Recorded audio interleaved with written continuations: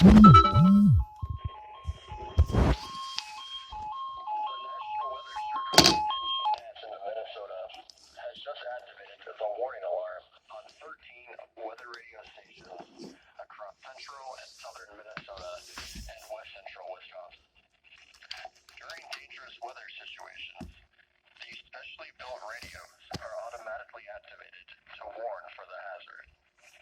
Tests of these radios are normally conducted by the National Weather Service in Chanhassen every Wednesday at 1 p.m.